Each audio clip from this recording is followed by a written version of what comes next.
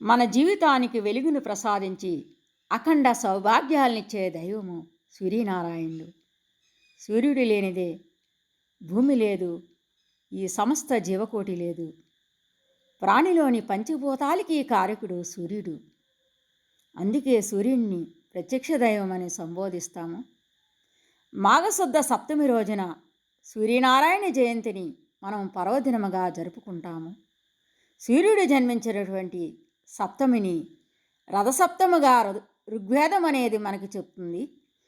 సూర్యుడు అదితి కశ్యపులకు జన్మించాడు కాబట్టి అందుకే సూర్యుడిని కశ్యపాత్మజుడు, ఆదిత్యుడు అని అంటారు.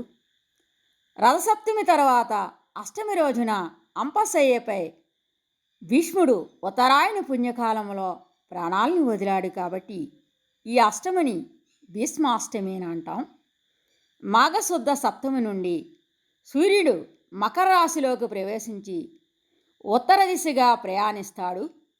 సప్తాశ్వాలతో కూర్చున్నటువంటి తన రథాన్ని రోదశలో ఉత్తరం వైపు మరల్చడం వల్ల ఆ సప్తమికి రథసప్తమి అని పేరు కలిగింది.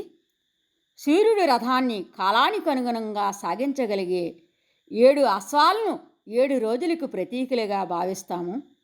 ఆ రథానికి ఉన్న 12 రథచక్రాలు 12 మాసాలకు సంకేతాలు. సింహరాశి సూర్యుని యొక్క నిజరాశి.